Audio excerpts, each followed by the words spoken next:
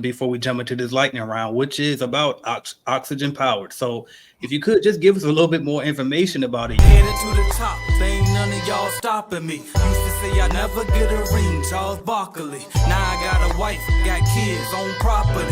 Bubble eyed beans that look like that be watching me. Okay, I lied about the beans, but that was hard though. I'm still in that black act, but she starred though. Cause that's all it takes. Don't flash it for. I'm on my grind, not no more fashion show. You and Carol did an excellent job on stage at the Clean Business Network conference talking about it. So if you could just share again with the audience exactly what is oxygen powered? Okay, so oxygen powered is basically an air freshener odor control system. It's in 75 different countries, and Carol and I have the unique opportunity to merge it into the United States.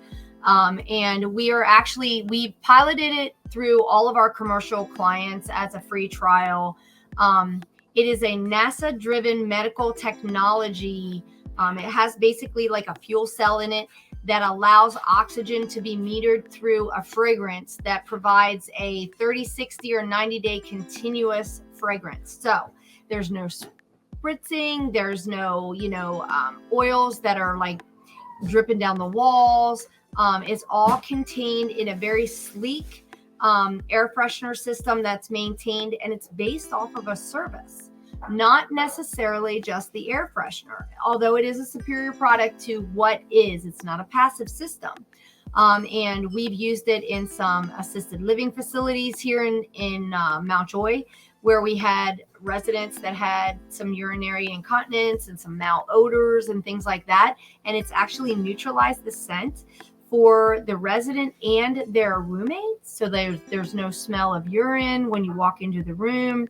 The staff can walk in and they're not like offensively like, oh my God, I got to get out of here. And when you have families walk by the hallway of that room, they're not smelling it. Like, you need to be able to provide a solution as to odor control. For me, it works well in our business because we have it as an add-on service, and it has been a recurring revenue generating per week.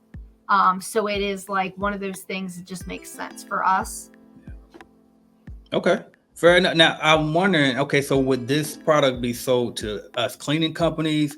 Is it sold to the public, general like consumers, or who is this for? So the thing for Carol and I, we were so excited to come to Clean Biz Network because you were our soft opening, basically. Okay. We were bringing it to cleaning businesses, obviously, and building service contractors, because it just kind of makes sense because they're already in the buildings maintaining it. Like large high-rise apartment buildings in their trash rooms, things like that. Those are the places that we've been targeting. And that's why, like I said, we are basically helping cleaning businesses understand how they can develop this.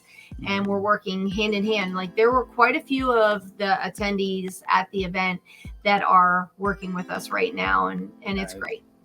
Perfect. And so we get to officially say we made history. We helped bring oxygen powered into the United States launch at the Clean Business Network conference. Shout out to us.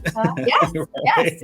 And thank you so much for doing that with us. All right. Now, I want to jump into this lightning round. And what I'm going to do is, the way it works is I'm going to say a word or a phrase, and then you just say the first thing that comes to mind. So are you ready? Yes. All right. First word is going to be Pennsylvania.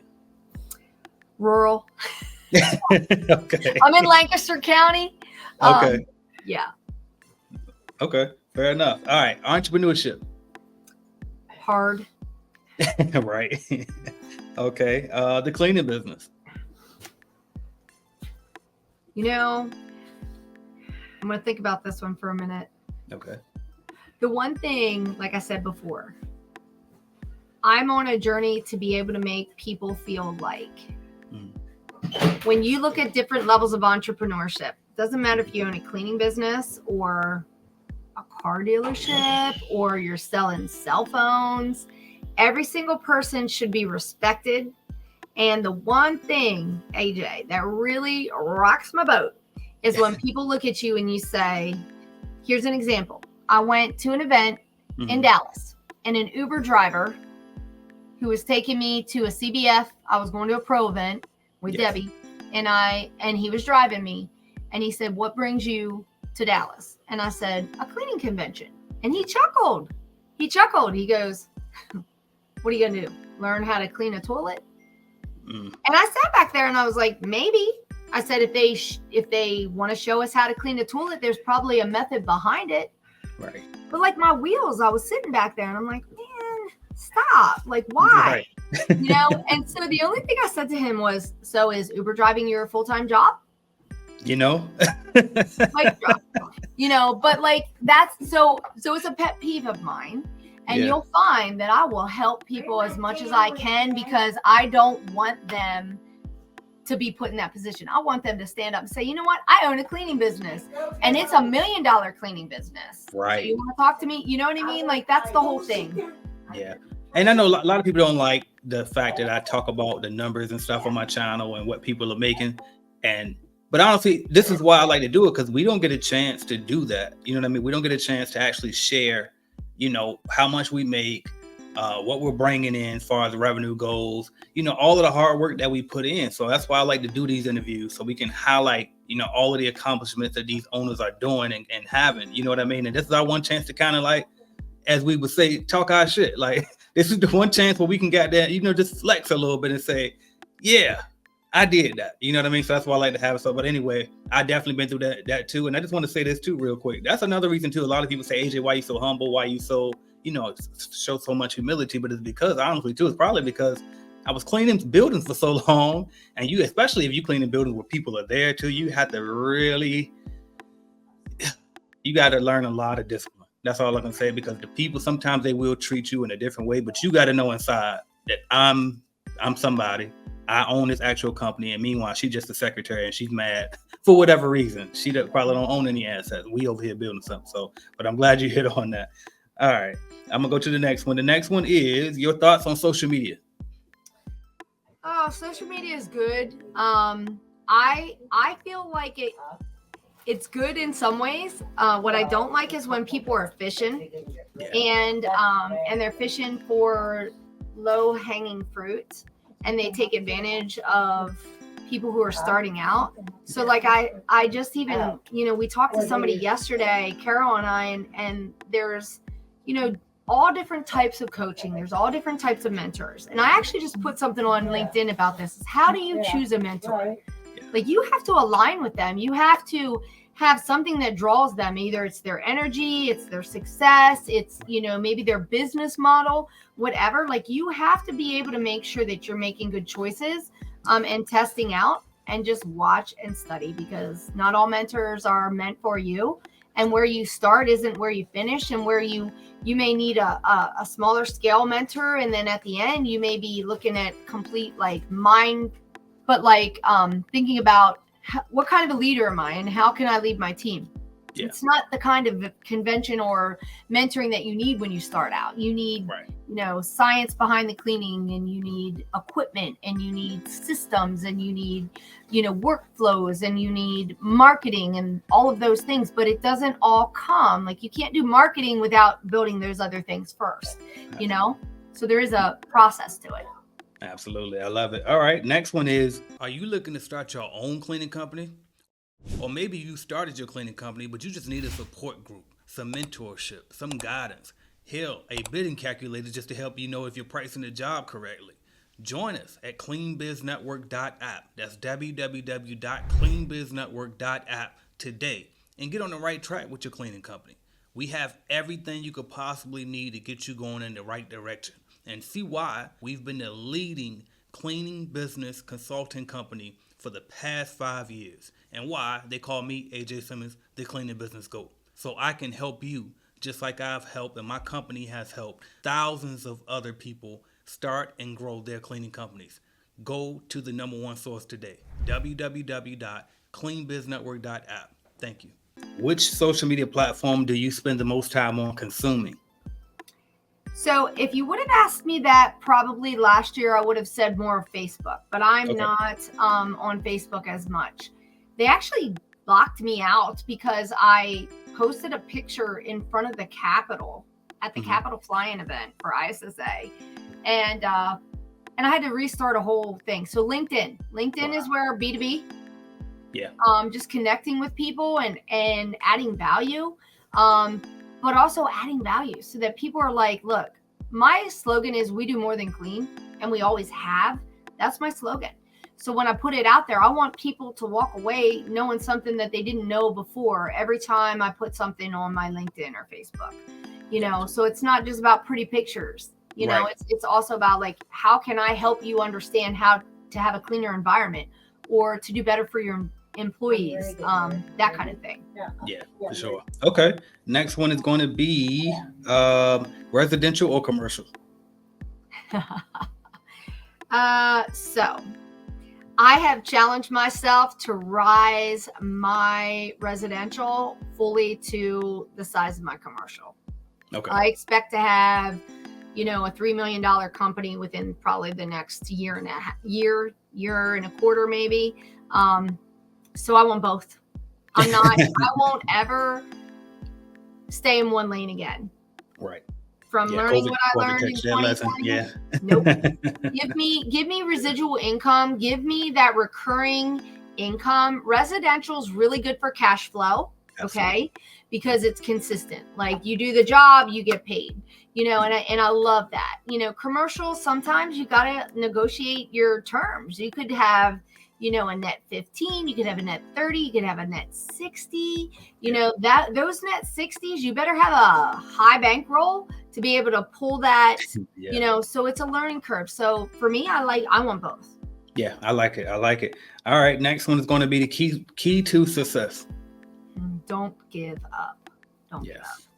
Okay. You know, you're going to learn, you're going to fail, you're going to have successes, you're going to cry, you're going to like high five people, you know, but the best thing is about making sure that you have peers and mentors that are going to push you and challenge you. And you got to challenge yourself. If you ain't going to put in the work, it's not going to come to you, you know? So you have to put in the work, and sometimes it's hard. And sometimes it just plain down sucks, you know, and sometimes you're winning. And when you're winning, good. And you can clap for yourself, but just remember, you got to keep moving, moving and making sure that you're setting goals for yourself. That is a huge thing. Like I said, 2021 is set a goal. 2022 set a goal. Every year I'm evaluating, okay, where do I want to go now? You know, with 2024, it is odor control program all the way. Like this is, so Carol and I are the manager, and we are sales and business development for North America. Like this is a huge deal for us. Like it's a huge deal for the industry. I consider it a little bit of a disruptor, because it's coming in and it's not there's a couple service companies that are large. They service, but they don't do cleaning at the same time. So like, it's a great add-on. Yeah. Love it. Okay. Now, what would you say is your favorite YouTube channel or podcast other than this one? So I watch Dan Schindler's from Integrity Solutions a lot. Do you know Dan? I've never heard of it. His is like, they just renamed his podcast, The Cleaning Hustle. And I also watch Angel and James. They're the Cleaning Prophets. Yes, I am familiar with Angel and James. Shout out to them. I had a chance to meet them at the BSCAI event not too long ago. Those guys are amazing too. Yeah. And obviously I watch Carol's podcast and yours. Absolutely. And I also watch Cleaning and Cocktails podcast too. I mean, like those are probably all of them. Yeah. Okay. Fair enough. So you said Dan Schindler, and he is, what was the other part to his again? He's an Integrity Solutions, and I think it's the Cleaning Hustle. Gotcha. So both of those are Dan. Okay, bet. Gotcha. I'm gonna look it up. I'm gonna check it out. I wasn't familiar with that one. Okay. All right. Cool. Let's see what else we got here. Best decision you ever made in business? Starting my own business. Facts. Starting my own business, because I'll tell you what, like literally right now, I would have never been able to care for my mom the last year and a half had I not built this business to where I did. There you go. 100% time freedom to be able to give that, and to be sitting here, like I'm sitting here and I can look at her right now. She's probably making noise back there. Hopefully you don't hear. But but without that, I'd have been working, you know, a regular job, and I wouldn't have that. So I'm teaching my kids, like, look, you can set goals for yourself. You're just going to have to work for it. And sometimes it might take a 5-year plan, a 3-year plan. It's not going to happen overnight. But yeah, 100% starting my own business. I love it. I love it. All right. And then favorite music genre? I am a master of all. Of all? Oh yeah. So it depends on my mood. Like I like to dance, as you know, because we were all dancing. We were all dancing when we were in Vegas, which was so much fun. But literally, I'm a blender. I love country music. That's one thing. When we go to Dallas and we're down with Debbie and them, we make sure we are always, we get the little cowboy hat. And I got the little things on there, but classic rock. Like my kids like all kinds of stuff. Okay, well, I'm going to try you then. You said, look, blender of all, and I always cap it off with this one, but sometimes I'll switch it up depending on what the answer is to the favorite genre, but I'm going to do it anyway with you. Top 5 rappers all time. Here we go. So, Ludacris is coming to York Fair. So my kids are like, we got to go see Ludacris. Right. I like Eminem. Okay, that's cool. Obviously, I don't know. That's really tough. That is tough. I don't know. Okay, let's do top. Let's switch it in. But by the way, those are 2 excellent lyricists. They both can rap for days, by the way. But all right, let's do it. Top 5 artists of all time, music artists in general. So I'm a Bob Marley fan. Okay, we got it. Okay. Oh my gosh, totally. I love Imagine Dragons. Okay. There's some things to that I feel like when I was working, I was like, oh, like thunder, like that. I love that. Ricky actually did that at the Clean Biz Network. That was his music coming out. Oh, for real? Okay. I mean, back in the day, we used to listen. I'm an Eagles fan. My parents always listened to the Eagles, and my grandmother always listened to Kenny Rogers. Okay. I mean, like this is like old stuff, but and Green Day, Green Day. I'm familiar with everybody except would you say Imagine Dragons? They were the only ones I weren't familiar with. Look it up. Okay, but they got some good tempo to come out on your podcast and like when you're on the stage. Yeah. Gotcha. Okay, because I'm a lover of all too now, so I'm gonna take your word for it. I'm gonna look it up. All right, cool. So that concludes the lightning round. We're gonna get into a couple more like regular questions and then we'll wrap it up. All right. So next question is, what has been the hardest part about entrepreneurship for you? So failures is probably the hardest thing is, I always say that no one's going to be harder on me than I am on myself. So when I fail, I definitely try to, after I'm done crying, I figure out, like I said, what went right, what didn't, how I could change it. I think that's probably the hardest thing. I think successes, sometimes you got to be like, we talk in CBF, we talk about being a buffalo and like charging the storm and like just pushing through it. That's that's my mentality. Like I charge every storm because I know that at the end of I'm going to get through it and I'm going to be okay. I'm going to get through it quicker if I push than if I sit there and wallow in self-pity. So. Yeah, I love it. And by the way, you said after I finished crying, that's one of my things too. People were like, well, what do you do when you get down in the funk? And I say, well, you just allow yourself to do it first. Go through it. I always give myself at least one day, just, all right, be a piece of shit today. But after that, we get into it. We got to go because, it's not going to fix itself, right? So, what are you going to do about it? Exactly. Somebody got to do it. It's got to be us. So, all right. What is your long-term goal for your company? So Stuart and I were just talking about this. So my 18-year-old joined us, and I said 3 million in probably about a year and a half, and he's like, no, 5. And I said, okay, all right, well, you go there. Right now we are local in Lancaster County. We have not expanded our geographic. We used to do 6 counties. We only do 1. We've grown to that in that area, over $1 million right here. Right there. But the goal is to probably expand a little bit more and to just go into markets that I want to. But right now with Oxygen Powered, I'm okay to tread a little water here for a little while and just see where this goes, because that is going to really take off, and it has taken off. So I don't want to get myself too far above where I need to stay.